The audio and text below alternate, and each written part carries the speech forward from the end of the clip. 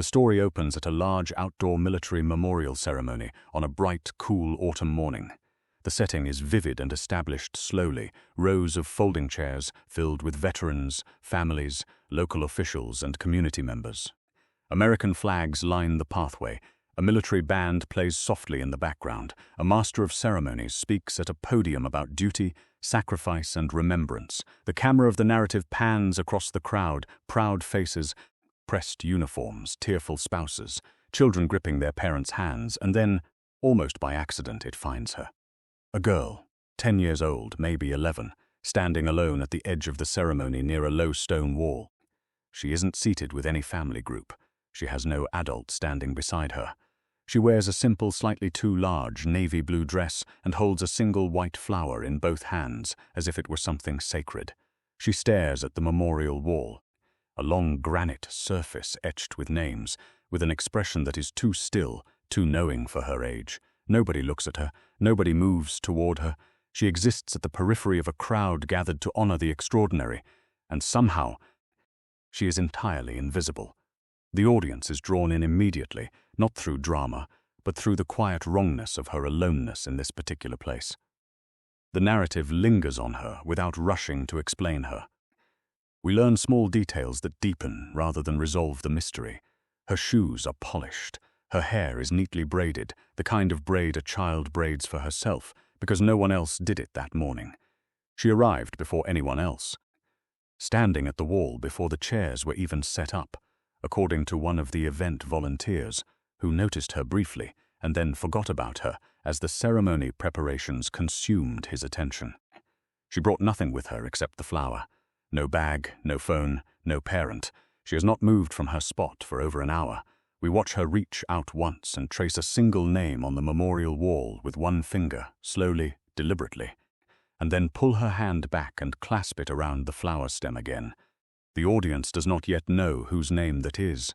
They feel the weight of it anyway.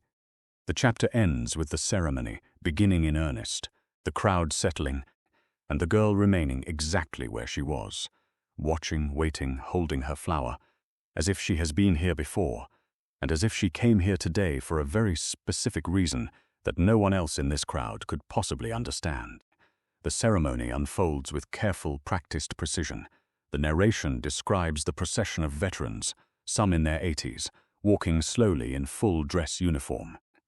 Younger veterans still carrying the stiffness of recent service in their posture.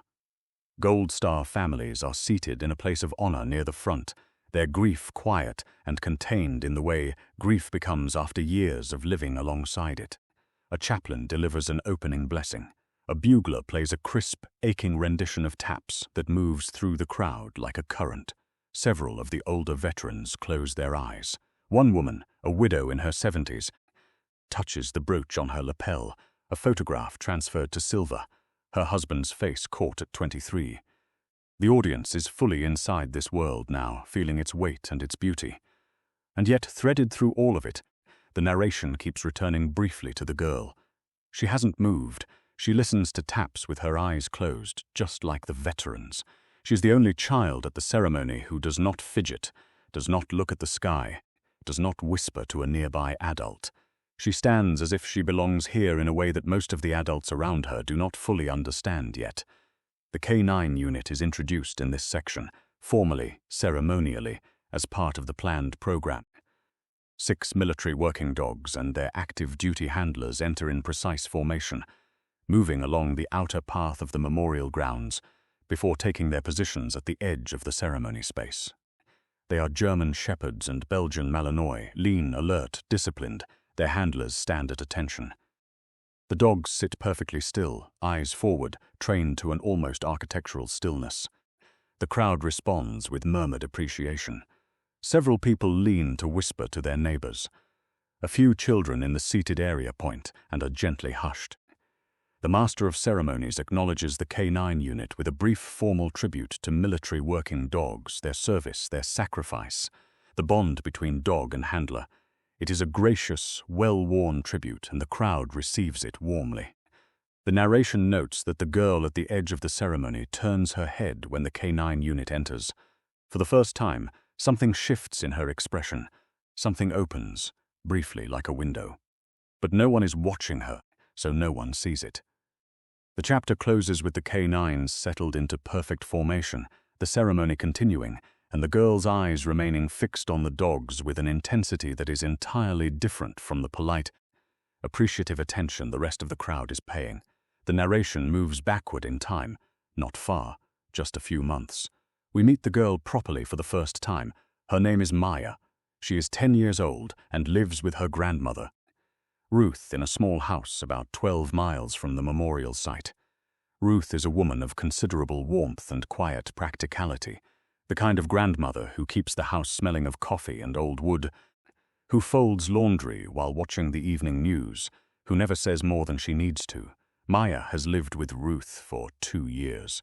Before that, she lived somewhere else, in a different kind of life, a life with 2 parents, a house with a yard, a dog who slept at the foot of her bed.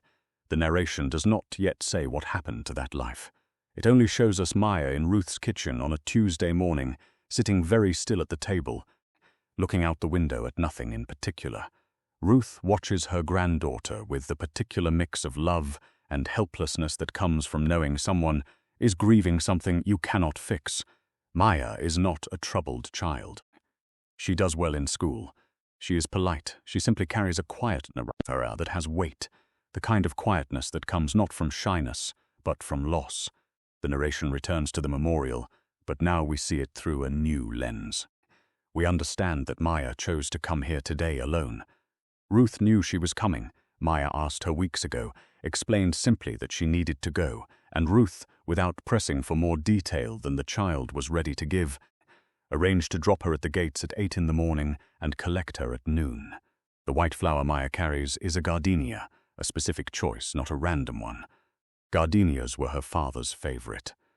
The narration reveals, carefully and without melodrama, that Maya's father, Staff Sergeant Daniel Reyes, was killed in action overseas approximately 18 months ago. He was a military working dog handler. Maya is here today because his name is on this wall, carved in granite, permanent and cold. She brought the flower because he used to bring her gardenias when he came home from deployment. Every single time, without exception, a gardenia from the airport flower cart, pressed into her hands before he even put his bag down. The audience now understands the flower, the wall, the stillness, the polished shoes, and the weight of it settles in fully. Maya came to visit her father. She just had to share him with an entire ceremony's worth of strangers to do it. We go deeper into the past.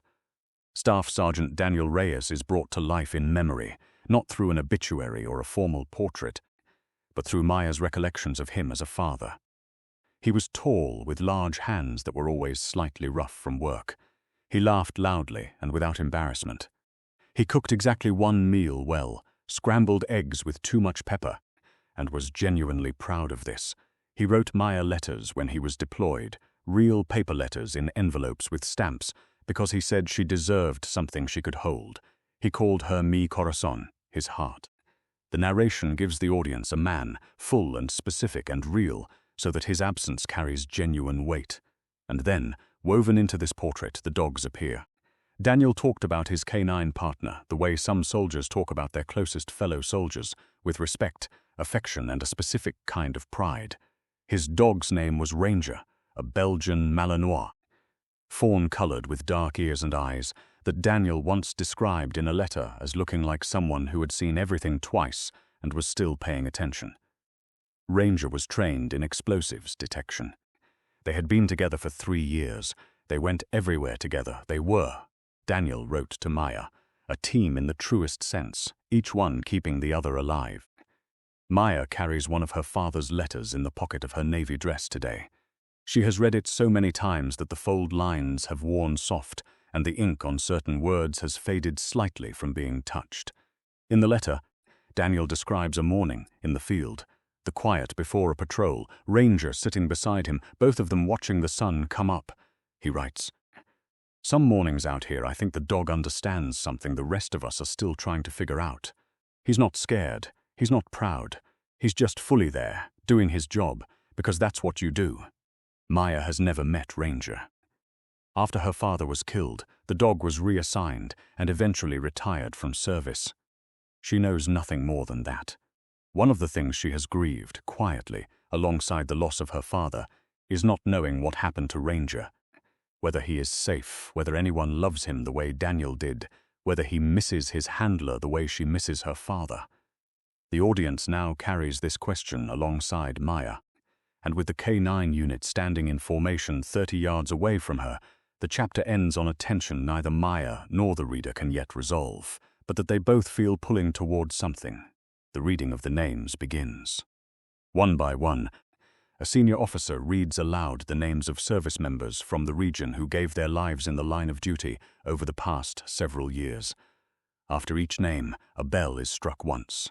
The sound carries across the memorial grounds, clean and absolute. Family members in the seated area respond in different ways. Some bow their heads, some weep quietly, some sit with a focused stillness that looks like listening to something only they can hear. The K9 unit remains in formation. The handlers stand at attention. The dogs sit beside them, unmoving, as if they too understand the gravity of this moment. The narration moves through several names, each one a small portrait.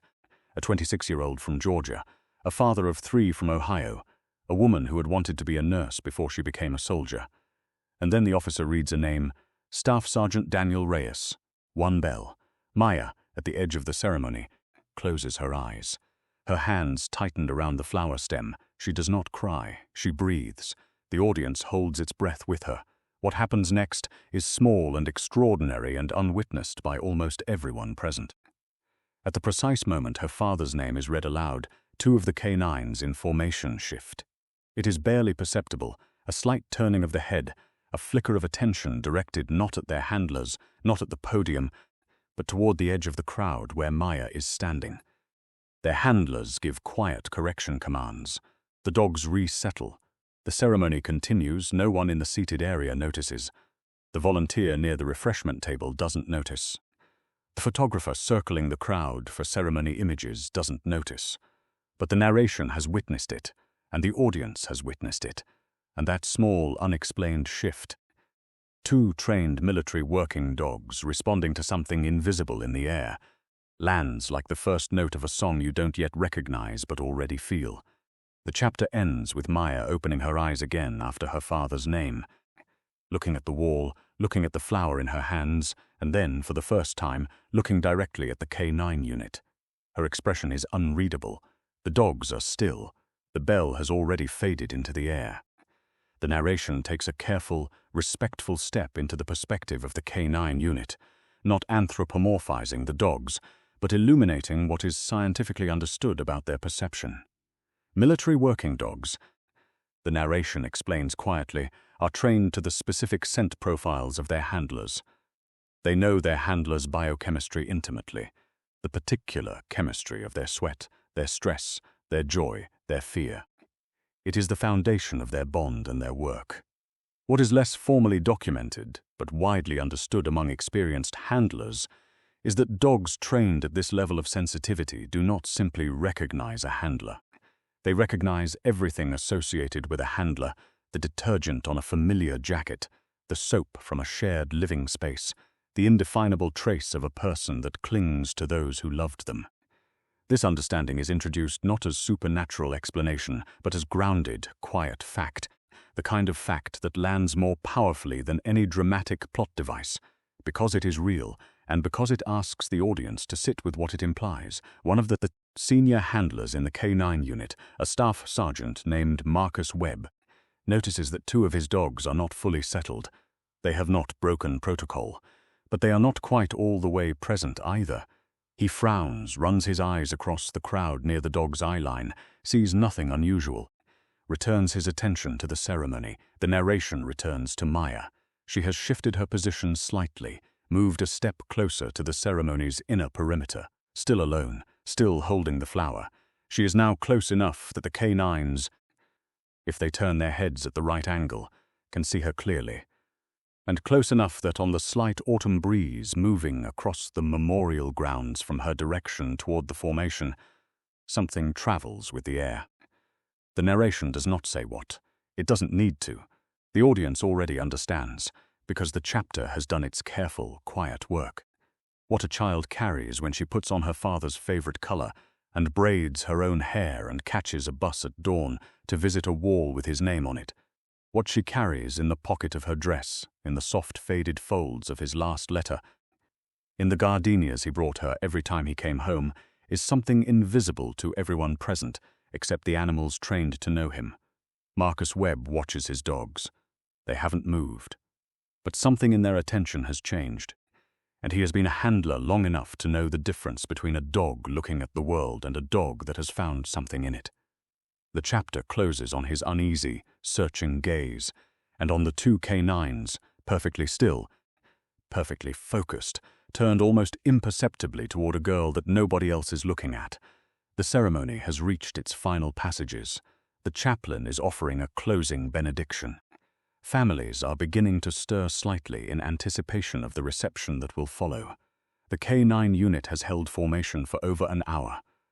And then, without warning, without any environmental trigger, without command, the two dogs that have been subtly restless break their sits and move. They do not bark. They do not startle or scramble. They simply stand and walk purposefully, with the quiet certainty of animals who know exactly where they are going, through the gap between the ceremony space and the outer perimeter, directly toward Maya. Their handlers react immediately, calling commands, moving to intercept, and then stopping. Because the dogs are not aggressive, not agitated, not distracted by another animal or a smell of food or any of the manageable mundane reasons a working dog might break protocol. They are moving with a calm and total intention that stops their handlers cold. Marcus Webb takes 3 steps and then stands completely still, watching, his command dying in his throat. The other dog's handler stands beside him. Neither speaks. The remaining 4 K9s hold their formation without prompting, as if they somehow understand that whatever is happening does not require them. The 2 dogs reach Maya. The crowd nearest to this moment begins to notice a ripple of awareness moving through the people standing at the edges of the ceremony. Heads turn. The chaplain's voice, still audible over a speaker, continues the benediction into a changed atmosphere. The dogs do not jump on Maya. They do not bowl her over with the enthusiasm of a pet greeting its owner. They approach her the way trained working dogs approach something they have identified with absolute certainty, with gravity, with gentleness, with a kind of formality. They sit at her feet. One presses its head against her left hand, the hand holding the flower.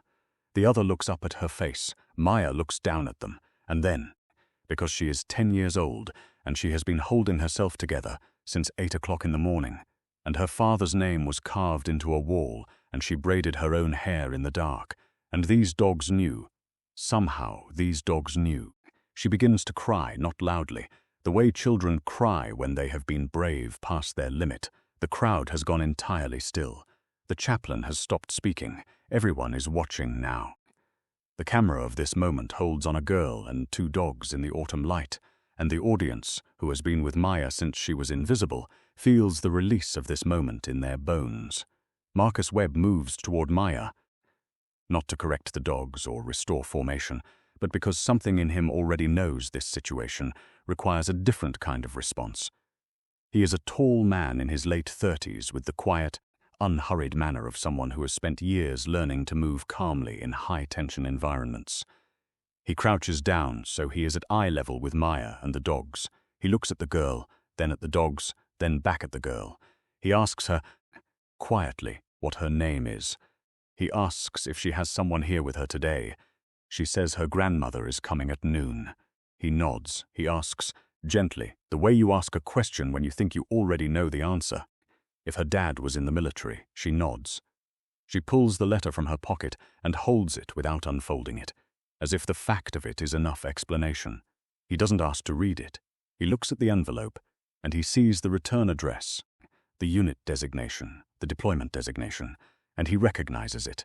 His expression changes in a way that the audience sees and understands before Maya does. He sits fully on the ground beside her, in his dress uniform, on the grass, because standing above her suddenly feels exactly wrong. The ceremony master, unsure how to proceed, makes a quiet judgment call and pauses the closing remarks. The crowd remains still. The Gold Star families in the front rows have mostly turned. Word moves through the gathered people in whispers. The dogs went to her. Her father's name is on the wall. She came here alone. A woman in her 60s who lost her son 3 years ago begins to cry at the front of the seated area, not for her son in this moment, but for this child. A veteran standing at the back removes his cover and holds it against his chest, which is his instinct when something true is happening in front of him. The photographer, who has been circling all morning looking for the image of the ceremony, has stopped circling. He is not lifting his camera. He is simply standing still, watching because some moments announce themselves as larger than documentation. The 2 dogs remain at Maya's sides, steady and sure, as if they have completed an assignment, as if they found what they came to find. The chapter ends with Marcus Webb saying quietly to Maya, "You want to know about your dad's dog?" And Maya looking up at him with a face that has been waiting for someone to ask her exactly this question for 18 months. Marcus Webb knows Ranger's story. Not personally, he was not Daniel's handler colleague, but through the network of K9 units and the small, close world of military working dog handlers where certain stories travel. Ranger was retired from active service 14 months ago following an injury sustained on a patrol. He was brought stateside and transferred to a K9 retirement facility in the same state where Maya and her grandmother live. He is alive. He is healthy. He is, Webb chooses this word carefully, watching Maya's face as he says it, waiting. The narration holds on this word, waiting. The audience feels it. Maya feels it. Webb explains as simply as he can that when a military working dog loses a handler, particularly a handler with whom they spent years, went through deployment together, shared the particular intimacy of that kind of work, the dog grieves in its own way. Ranger has been at the retirement facility for over a year. He is cared for. He is gentle with the staff. But he is, in the way of dogs who have loved one person with the full force of their nature, not entirely at home anywhere. Webb doesn't say all of this to a 10-year-old the way he might say it to an adult. He finds the simpler, truer version of it. He says, "I think Ranger misses your dad too." Maya sits quietly for a long moment after Webb finishes. The 2 dogs are still beside her. She looks at the memorial wall, at the place where her father's name lives now, and then she looks back at Webb. She asks one question, "Can I meet him?" The simplicity of the question, 4 words, a child's directness, cutting through everything, moves through the adults listening in a way that a speech never could. Webb looks at the other handler beside him. A decision is made without words. Webb takes out his phone and begins making calls, right there on the grass, in his dress uniform, with 2 K9s settled at the feet of a girl holding a gardenia. The narration moves wider, showing the crowd watching this unfold. The Gold Star families, the veterans, the chaplain, the woman who cried for her son. Nobody speaks loudly. The memorial grounds have taken on the quality of a held breath. Something is being arranged. Something is about to happen that was not in the program for today, and that nobody planned, and that everyone present will remember for the rest of their lives. The chapter ends without resolution. Webb still on the phone, Maya still holding her flower, the crowd still watching, because the ending has not arrived yet, and the audience needs to feel the waiting. Ranger arrives 40 minutes later, one of Webb's contacts at the retirement facility, which turns out to be 20 minutes away, a detail that lands with the gentle weight of things that were always closer than they seemed, drives him over in a van and walks him through the memorial gates on a lead. He is 9 years old now. Fawn-colored, dark-eared, moving with the particular combination of steadiness and attention that marks a dog trained to the highest standards. He is not as fast as he once was. The injury left a slight favoring of his left hind quarter that shows only when he's tired. He comes through the gate, and his head is up, and his nose is working, and the narration does not describe what he smells. Because by now the audience already knows, the crowd parts instinctively to let him through. Maya is standing near the wall, where she has been all morning. Ruth, her grandmother, called by Webb, has arrived and stands a few feet behind her, one hand over her mouth. Ranger is brought across the memorial grounds on his lead, walking steadily toward Maya, and the narration slows here to the pace of something that needs to be fully felt. He reaches her, the lead goes slack, He sits down in front of her the way the other dogs did, with gravity, with recognition, and looks up at her face. Maya kneels down in the grass in her navy dress, and she wraps both arms around Ranger's neck, and she says something into his fur that no one hears and no one tries to hear. The gardenia finally comes to rest. She tucks it gently under his collar, where it stays. The crowd around the memorial is fully silent. Ruth is crying. Marcus Webb stands with his hands at his sides and his head slightly bowed, in the posture of someone witnessing something they did not expect today and will not forget. The veteran at the back of the crowd still holds his cover to his chest. The photographer raises his camera once, quietly, and then lowers it and steps back. Some things are not for capturing. The narration does not attempt to explain what passed between a dog and a girl in the autumn light of a military memorial beyond what is simply true, that Ranger had loved Daniel Reyes with the whole of his nature, and Maya had loved him with the whole of hers, and today, for the first time, those two loves had found each other. The ceremony concludes without further formal remarks. People begin to move, but slowly, the way people move when they are not ready to fully leave a place. Maya and Ranger stay where they are for a long time. Eventually, Ruth comes and sits beside her granddaughter in the grass. The three of them, the old woman, the small girl, and the dog who once kept her father alive, remain at the base of the wall while the autumn light shifts overhead.